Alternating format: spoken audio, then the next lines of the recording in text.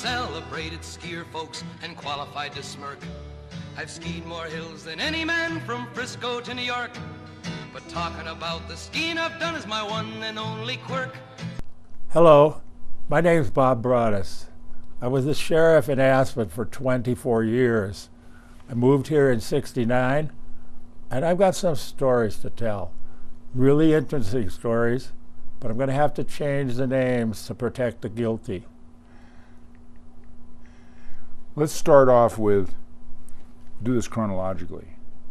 You're a Southie. What does that mean? What's your heritage?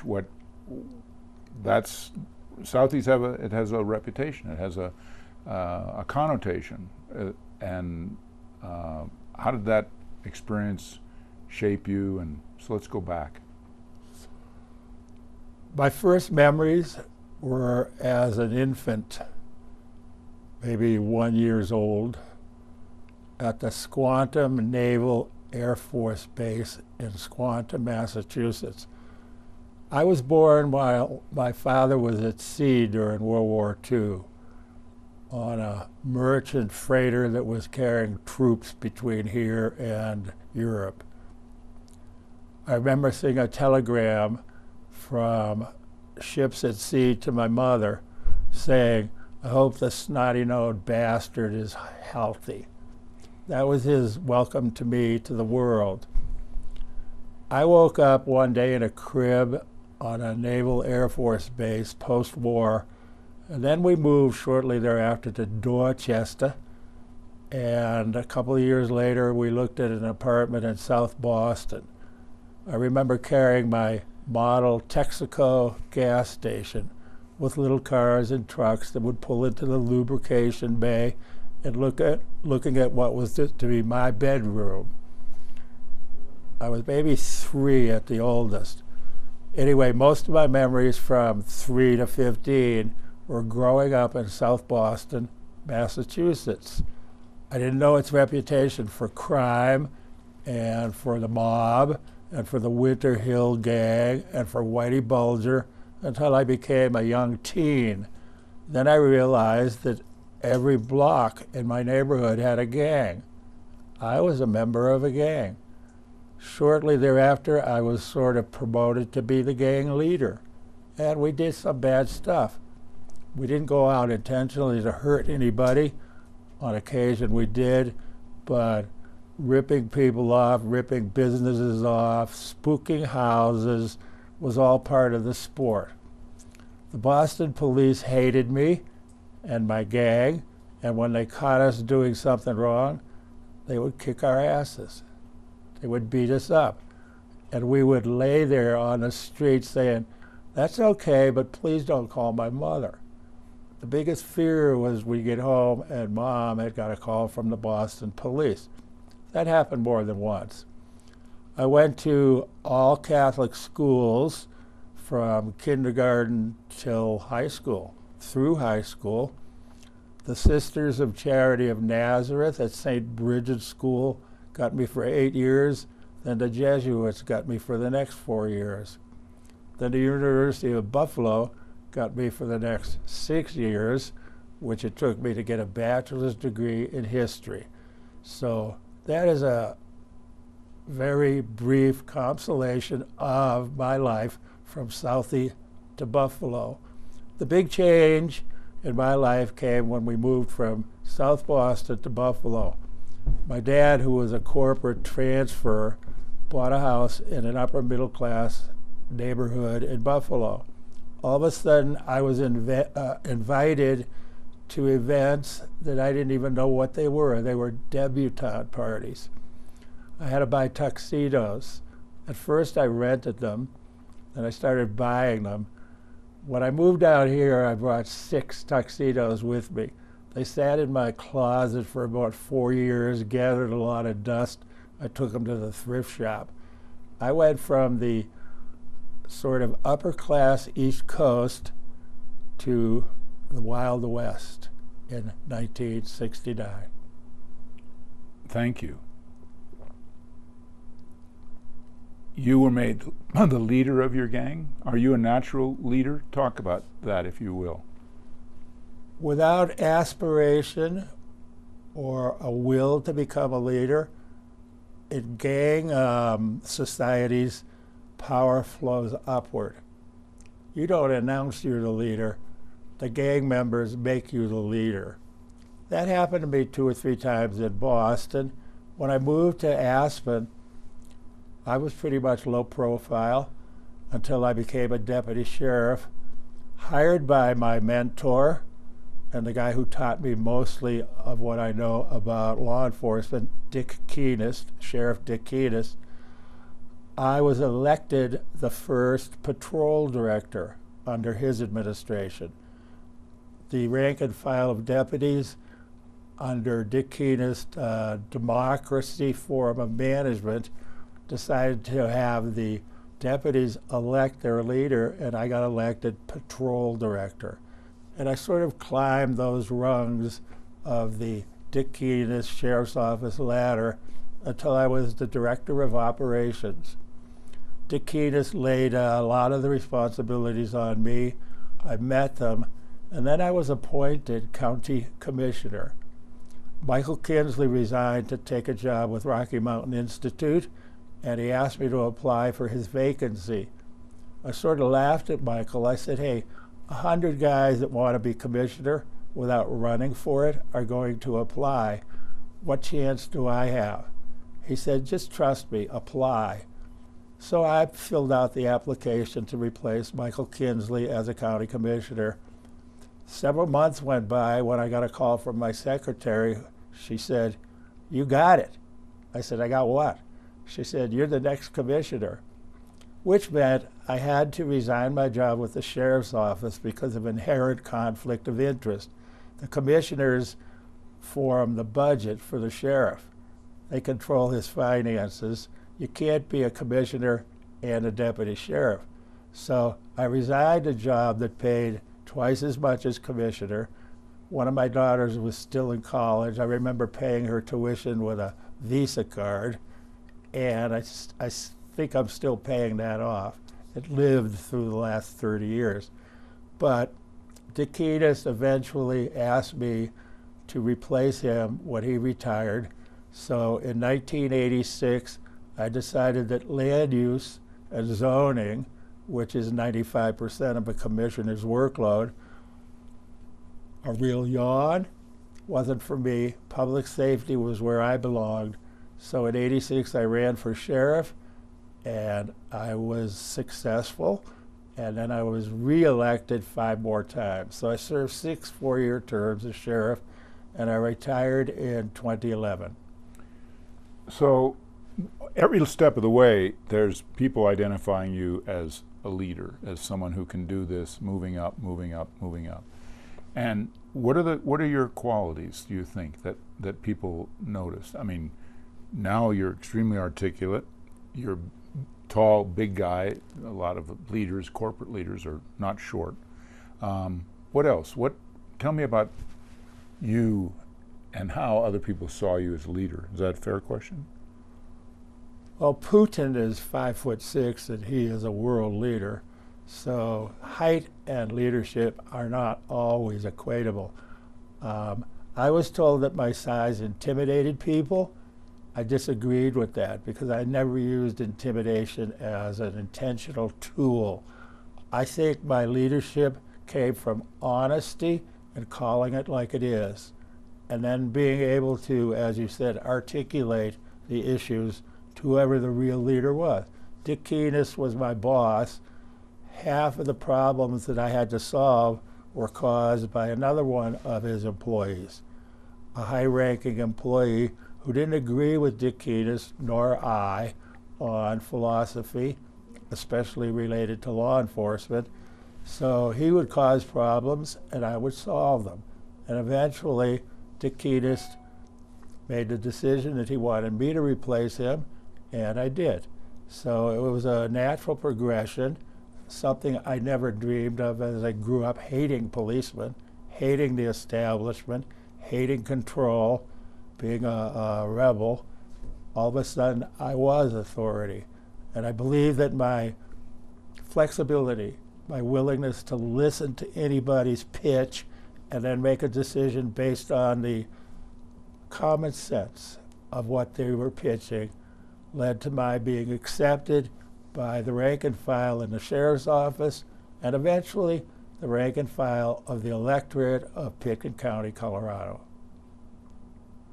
How did you make that transition from being the rebel? Where did the light switch flip from being a guy in trouble with the police to being the police? I think that my identity with people who were oppressed and victimized by the government and the police departments, my empathy and my experience as a victim of that oppression led me to become a better cop. As a rookie deputy, I was a baby. In those days, you got a 1 week on-the-job training and they turned you loose with a badge and a gun. It was sick. It was crazy. I was untrained, but after a year of being an untrained rookie, you had to go to the police academy. So it was almost a year between the day I was hired until the day I went to the police academy and learned what it was all about. During that period of time, I made a lot of decisions. When you're a cop on the beat, on the road in Pitkin County, you're a road deputy. You are the one person on duty for 1,000 square miles. You have to make a lot of decisions on your own. You cannot reach a supervisor or a boss by radio. There are dead spots. We didn't have cell phones then. So you were pretty much on your own. You had to make your decision and then justify it, right or wrong. And I guess I made a lot of right decisions, at least with my administration and with the citizens. Because when I ran for sheriff in '86, I had been a commissioner for 2 years. That was my first dip into political waters. And then for the next several months after that, after I decided to run for sheriff, people started writing me letters, calling me, saying, "You're the guy." So I got a lot of encouragement from the citizens, many of whom I had arrested. Guys that I had popped for various crimes came to me and said, "You treated me so well, you got my vote." That made me feel good. There was a good feeling about me running. And I knocked on every door in Pitkin County, from Redstone to Meredith to Independence Pass. I wanted everyone to get to know me. And it was a real wake-up call. People were offering me drugs, come on in and have a drink. People understood that I was not the pure voice of authority, that I was one of them. And I think that continued till the end of my career as a cop. People weren't afraid that I was a part of the non-empathetic establishment. Terrific. You came to Aspen, you didn't come to be a policeman, you came to be a ski bum, or to just dive into Aspen and see what happened. You want to talk about you arrive, why this place as opposed to Vail, Steamboat, Sun Valley, Mammoth, whatever, and what you felt when you got here and how you survived in the beginning. Well, I'd been here at 65 on vacation, and as I told you the other night in Woody Creek, every night it snowed, and every morning the sun was out and the sky was blue. After skiing in New England and Western New York on ice, where you had to sharpen your edges every run, I realized there was a form of skiing that I had never tasted. So that was the main reason I came here. My wife and children and I bought a condo at Le Clairvaux, Durant and Original, for $30,000 in 1969. We sold it a couple of years later for $35,000, and I said maybe my career should be in real estate. Wrong. Anyway, what I really wanted to do was open a bar and restaurant. I made deals to buy the pub through a real estate guy, and at the 11th hour he called me and said, "Hey, the guys you're buying it from don't really own it." That deal went down the toilet. I partnered with Al Stromberg, who had sort of a gourmet restaurant below Crossroads Drugs. And I partnered with Maurice Toulier, a French chef. All of those restaurant deals fell through. And it's probably the best thing that happened in my life, because unless you know the restaurant business, unless you're willing to spend 8 nights a week at your restaurant, you're going to fail. So I would have failed in the restaurant business. So I decided to teach skiing, which many of my friends did. In 1976, we went through the whole Christmas season without a flake of new snow. No one was teaching skiing, no one was getting paid, there were no lift operators getting paid, ski patrolmen were unemployed. I needed work, I needed to support my family. There were 2 ads in the Aspen Times, one for a city patrolman, one for a county deputy. I applied for both. Marty Hershey was the police chief, Dick Keenest was the sheriff. Dick Keenest offered me the job first. I took it, and the rest is history. Would you call yourself, even though you had a family, talk about your family and you as a dad, as a husband.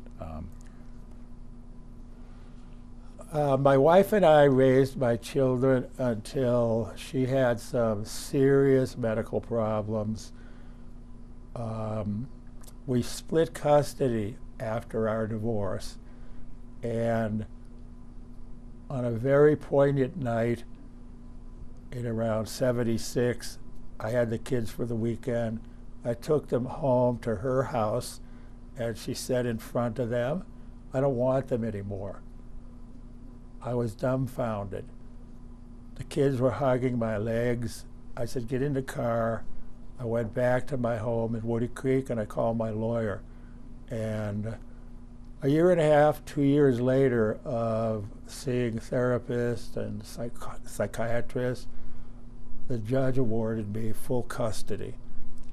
Then my ex-wife, the mother of my children, at the age of 42, died of an aggressive form of bone cancer. So I became a single father of 2 daughters in Aspen, Colorado. Friends of mine from the East Coast, Boston, New York, said, "How can you raise girls, young girls, in Sin City, Aspen, Colorado?" I told them honestly, you know, my kids can walk home on Main Street at 3 a.m. and I will not worry. This is a crime-free county in the middle of a state that has a normal amount of crime, but Pitkin County is very peaceful. Don't worry about me or my children. So the girls grew up here, and you were a single dad? The girls grew up here. I was a single dad. I remarried in 1989. I married a local rancher. My girls were by then adults. One was at the University of California, San Diego. The other one was married. Both of my daughters have 2 children each, so I have 4 grandchildren and 1 great-granddaughter. So I've got a long string of DNA that we laid down in Pitkin County in the late 60s.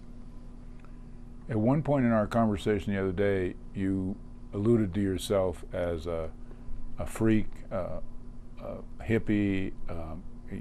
So your girls go away, or when did all that happen? I mean, so far, what you sound like is the most responsible guy in the world, and I don't equate that to freak and hippie.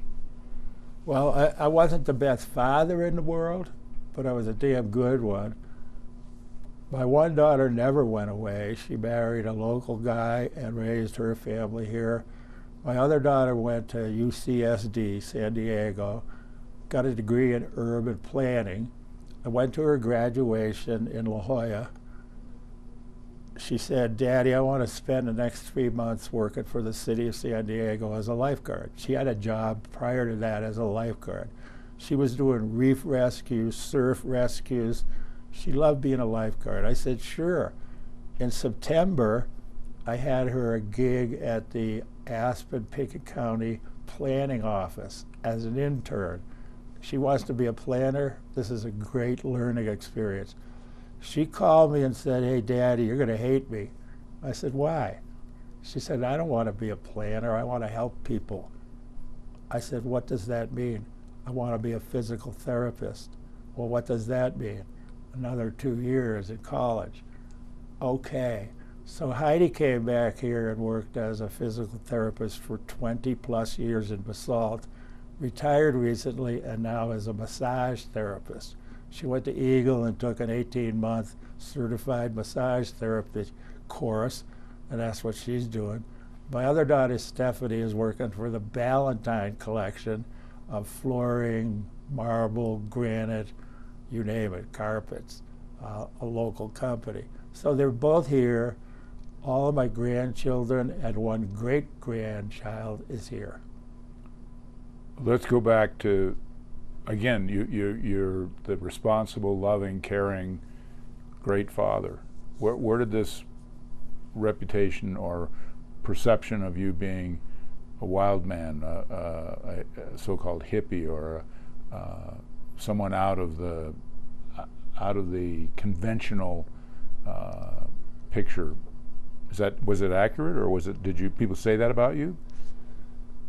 Well, when I left my job with a multinational corporation, Dun & Bradstreet in New York City, I let my hair grow. My mother started calling me Cochise because of my long black hair and my skier's tan, and I started hanging with ski bums. We were all dope smokers. We were all mainly using drugs because someone told us not to. As an aside, I smelt more weed being smoked downtown Aspen at night in 1970 than I do today when it's legal. It's sort of a weird juxtaposition. And then a lot of us said, hey, now that it's legal, the state is now our partner in the taxes and the profit. You know, we don't really have it doesn't have the cachet that it did. But back then, we were all flying our freak flags, at least all of my friends. We let our hair grow, we smoked dope, we skied a lot, we didn't subscribe to the IBM or the General Motors corporate ethic. And we were basically making a statement that we could have a cosmopolitan town in the Rocky Mountains, protect the environment before it's used up, and still benefit from the music associates and some of the educational and artistic benefits that flowed through Aspen, Colorado. So it was a perfect combination of what we liked back east and what we were trying to say in the Wild West. Well, let's go back to something you sort of addressed, but I'll ask you to talk about it a little more. Again, you're smoking dope, you're a rebel, you're doing things your way, and that does not seem to be the foundation for someone who was a cop. At some point, were you laughing at yourself when you took the help wanted ad and went to be a sheriff for Dick Keenest? I mean, it's like someone who lived over here and all of a sudden says, okay, I'm going to move over here and I'm going to be absolutely different than I was, or were you the same? Do you follow where I'm going here? I do. I didn't change a bit. I didn't lose any friends, and I felt that my experience with the counterculture made me a better cop. I was much more sympathetic to the guy. If I walked into a men's room and there was a guy snorting some cocaine off of his buck knife, most deputy sheriffs would have hooked him up, handcuffed him, and pulled him in. I said, hey, don't do it so stupidly, you know, keep it below the radar. I was one of them, at the same time the voice of authority. I always questioned authority, and I always questioned why police policies were etched in granite when every community is different. My spiel back then was Aspen and Pickett County are way too complex to have one role model. They have to have a bunch of role models. Maybe I'll be just one of them. And fortunately, Dick Keenest, my mentor, gave me the courage to take on the federal government, heavy authority, not bend over to the vocal minority. You know, I was asked by the superintendent of schools after I was elected to bring in a dope-smoking German Shepherd to sniff all their lockers. I said, you know, you can do that. I'll give you the name of companies that rent dogs that you can bring in, but I won't do it. And if you do it, I recommend you give them a 24-hour notice, so you're not busting a bunch of innocent kids that just have a joint in their backpack.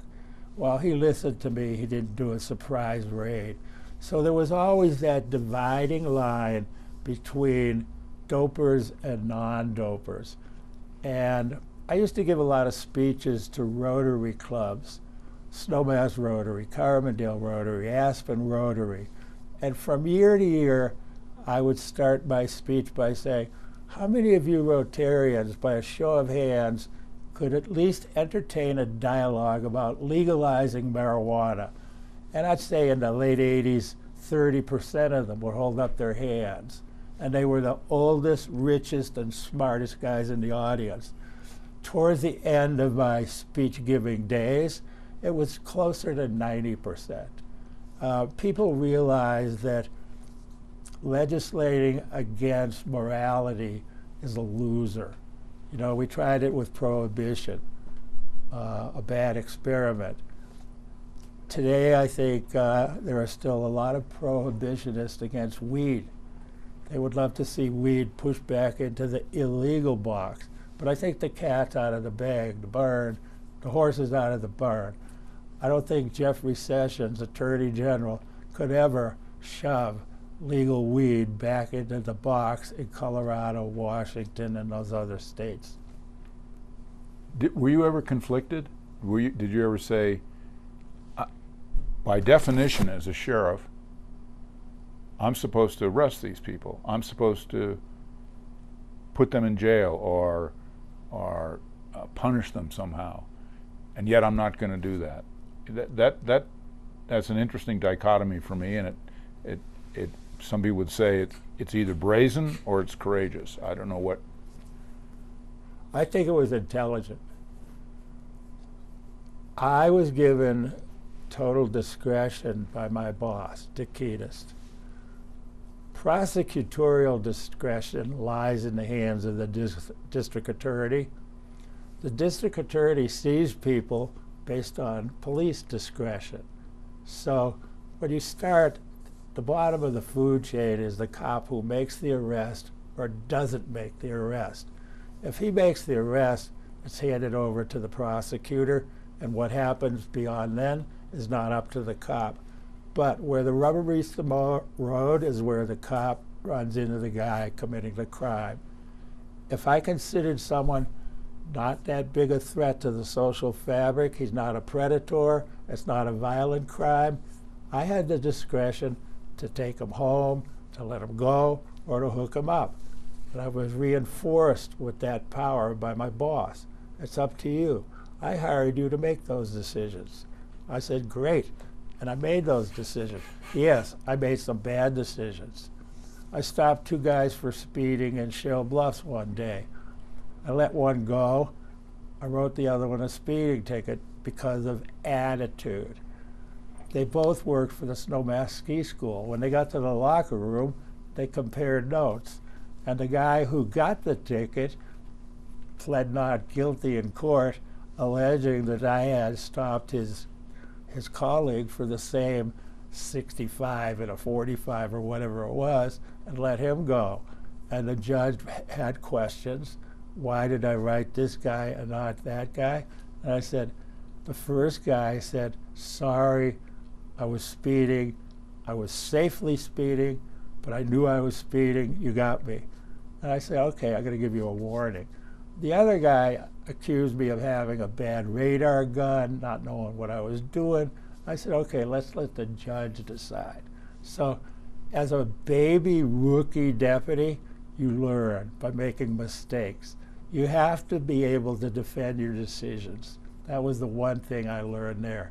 If someone says, why did you do that and not that, you had to have an explanation, which for the most part I always did. But there were times when I felt like a hypocrite, If I arrested someone for drunk driving, knowing that I had perhaps done it a few times and made it home, I felt bad for that guy. But my own feeling bad for that guy, I think, reinforced my humanity as an authority figure. Did you make any big mistakes? Do you have anything you regret when you look back? All the mistakes I made were personnel related, and there weren't many. You know, it was firing someone who shouldn't have been fired or hiring someone that shouldn't have been hired. When you're hiring men and women that you're going to pin a badge and hand a gun to, you have a lot of thoughts that you have to run through. Psychological testing, background check. The biggest mistakes I made, and there weren't that many, were hiring people that shouldn't have been, or not hiring someone that maybe I should have, or firing someone that didn't deserve to be fired. And I can count those on one hand. So I made very few mistakes. Some of the psychic pressure on me was that knowing that I was living the life of a semi-hypocrite. Most of my friends were total dopers, and they were very discreet. I was never put in a compromising position, but I knew what they were doing. And if someone got brought into the jail for doing the exact same thing, someone maybe I knew, I felt a little bad, like that cop arrested him, I might have let him go on this one. But that's just a part of any profession. You're going to make decisions. Some of them are going to be right on. Some of them are going to be way off. I didn't make too many that I considered way off. Aspen had to be a special place to accept that and to keep re-electing you. It wouldn't have happened in Vail. I don't think it would have happened in most places. What was the character of this place that accepted your point of view on law enforcement? Well, I beg to differ. I think if I had wanted to be, I would have been the sheriff of Detroit or Cleveland or any place I wanted. By appealing to what I just articulated to you, the sentiment that a cop should be flexible. Nothing is black and white. The law is black ink on white paper, but I did most of my business in the gray. I got most of the problems that I resolved in the gray without having a guy in a black robe, a judge, making decisions about your life. I would get you to agree with me.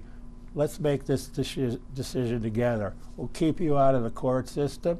We'll do this, that, whatever it is, but you don't need to sit in front of a guy in a black robe who doesn't even know you. So it was a personal touch.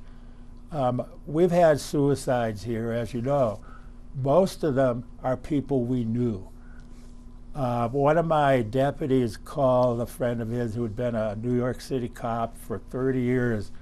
I said, how many suicides do you see a year? And the guy goes, 200. How many of them do you know? None. Well, we might see 8 or 10 here. How many do we know? 8 or 10. It's pretty, it's a small town. You take away the tourists and the guest pillows in the off season and throughout the rest of the year, the heart of this community are the locals. They show up for funerals and fundraisers, but they're always here. And those are the people that we were dealing with throughout 12 months.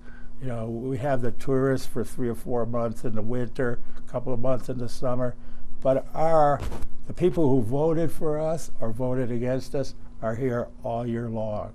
And that's who I identified with. I had as much sympathy and empathy for a single mother with 3 kids at Lazy Glen than the bazillionaire on Red Mountain whose burglar alarm was going off every night because of a malfunction. He wanted to know I wouldn't come to his house before I'd go to a 911 call at Lazy Glen, and I'd explain to him why. It was all logical. I consider myself a semi-intellectual. I'm not a genius. I have a good education, and I used it. Let's talk about some of the famous people you had relationships with, and of course the most conspicuous is Hunter. How did that come about? How did you get to be a buddy of a writer, a counterculture guy, a different sort of conscience for America. Talk about that and the other people you might have met along the way of fame. Before I met Hunter, I read everything that I could, mainly in Rolling Stone.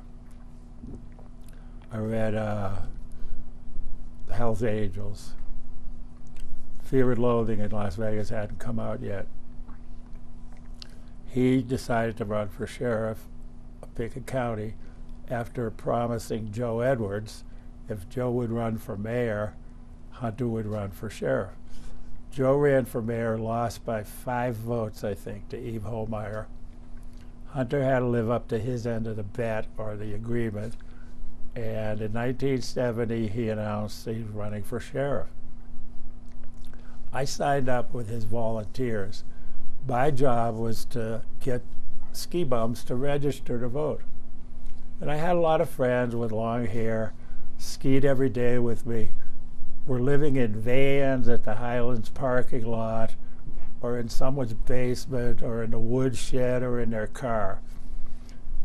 So in order to register to vote, you had to put down an address. And they would write, general delivery. Well, where's your physical address? Highlands parking lot, van.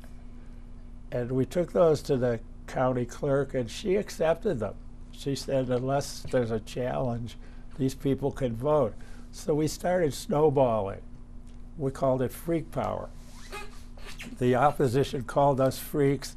That's when Hunter shaved his head, because they were calling him a long-haired freak. And now he could call his opponent, Carol Whitmire, a long-haired freak. Anyway, we went out and we registered as many hippie ski bums as we could. We felt that we were snowballing towards victory, and we lost. So most of us said we tried, and then we went skiing. But a few of us came back to politics or government. You know, I came back to being a cop. Michael Kinsley became a commissioner. Bob Child, Dwight Shellman, all of these people who agreed with Hunter on preservation of the environment as well as the stupid drug laws, etc. All of those people eventually became elected. Dick Keenest was going to be under sheriff under Hunter, had Hunter been successful.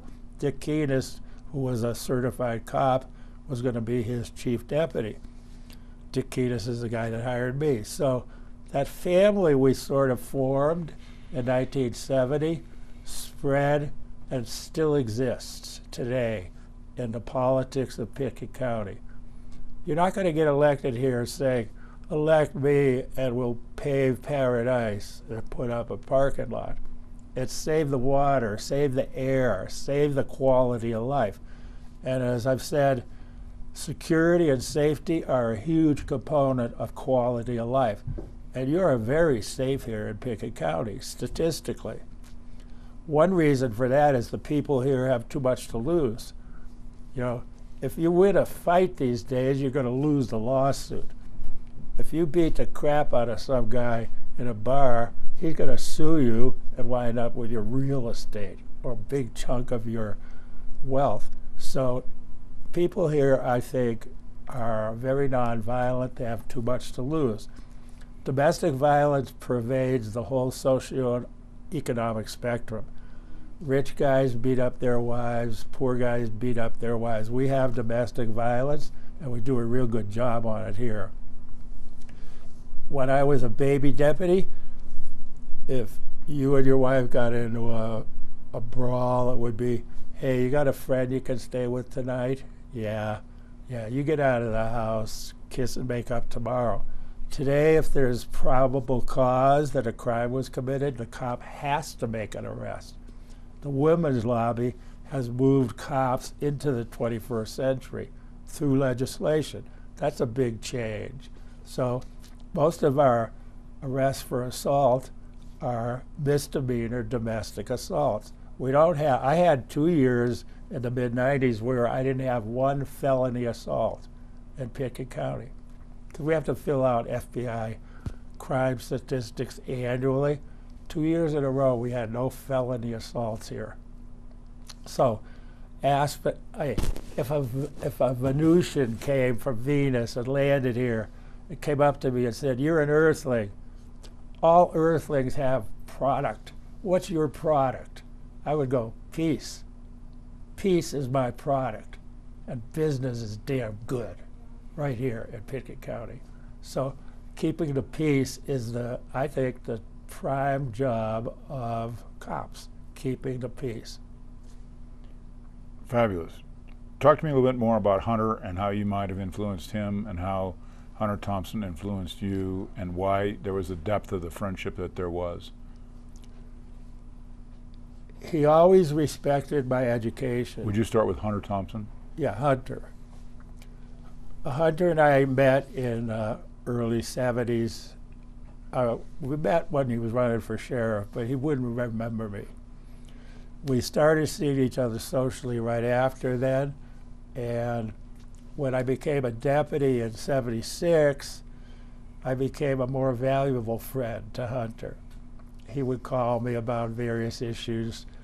When I got elected sheriff, I became a much more valuable friend, and Hunter would ask for my help in resolving certain problems he had. But I realized that he was a fair broker. If I needed advice on a hair-thin moral question, could go either way, I would always run it by Hunter, and he would always at least give me the benefit of his opinion. I didn't always follow it. Sometimes it was crazy, other times it was highly intelligent. So Hunter and I became real good friends over football, gambling, talking about philosophy one-on-one. My favorite nights at Hunter's house were when it was just me and Hunter, and we could get into each other's head. I would ask him loaded questions, he would answer, then he'd fire back. He told me that as a journalist, he never learned a thing while he was talking. He said, "If you want to learn, listen." Those are the things that I remember. The guy was a genius in certain areas.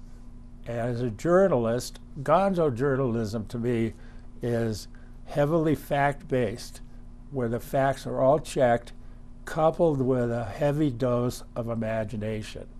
So he could say everything that he got out of the fact basin, put it into his story, and then throw in his acid-fueled or alcohol-fueled or weed-fueled or all of those fueled imaginations and write some stuff that was very popular.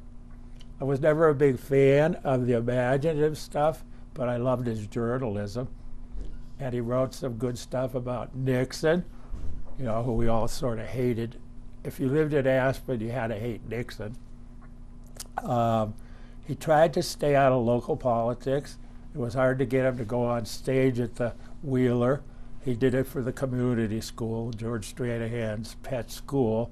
He did it for a few other causes, but he didn't like fouling in his own nest.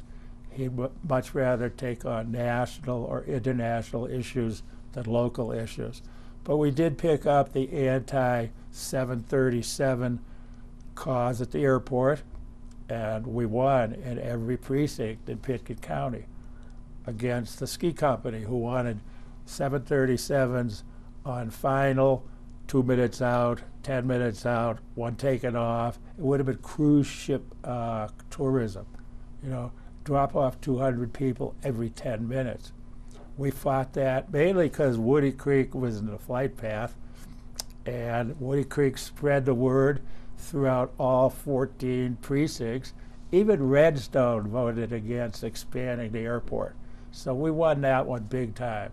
That was a local fight that we're proud of. Will you take off your glasses for a moment and let us look in your eyes? And how about this? This is a trite question, but it produced an interesting answer, I think. What do you want people to remember you for, think of you for? Your contribution, your values, your lifestyle, your ideals? What is it that everybody should know and think about Bob Braudis? That I like to solve problems on an easier plane that government had dictated. That's that gray area. I like to help people get out of the muck and the mess they were in without the traditional employment of lawyers, getting arrested, winding up in jail, not having the bond, maybe going to prison. I tried to resolve those problems extrajudicially through a street corner plea bargain. And what about now? You're not in law enforcement. Who's Bob Braudis now? What fills you up now? What do you regret? What do you treasure? I feel a lot of love in this community. I've arrested a lot of people. My deputies have arrested a lot of people. 99% of the people I run into go, hey, thanks for the help.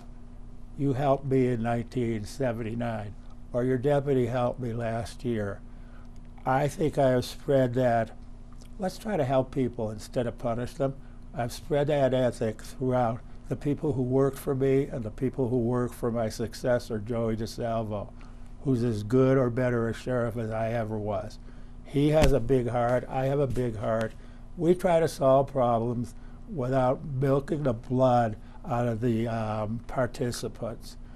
The system can be very cold and black and white, but if you get the right person, we can refer you to Health and Human Services, to your pastor, to a psychiatrist, as opposed to hooking you up and throwing you in jail.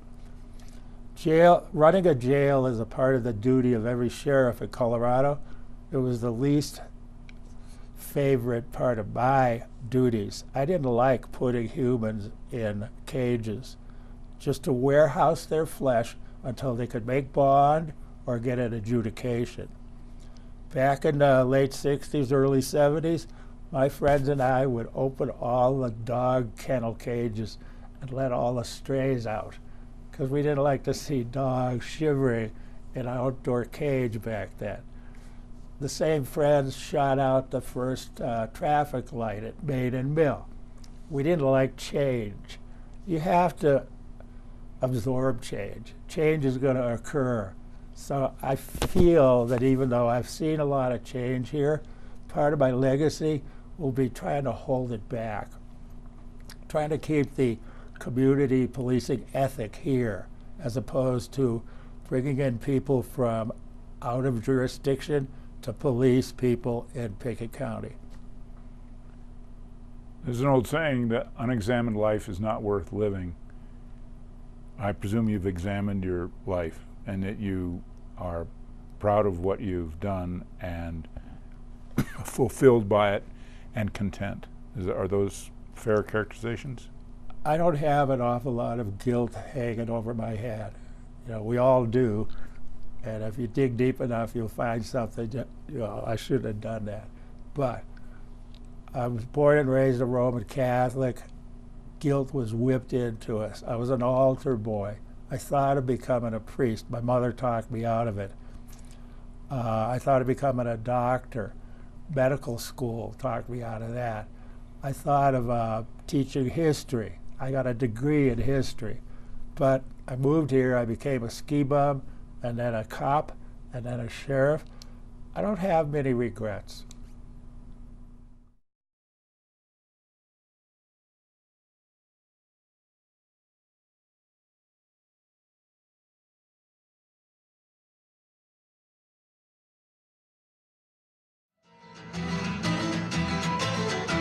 I'm a celebrated skier, folks, and qualified to smirk. I've skied more hills than any man from Frisco to New York. But talking about the skiing I've done is my one and only quirk.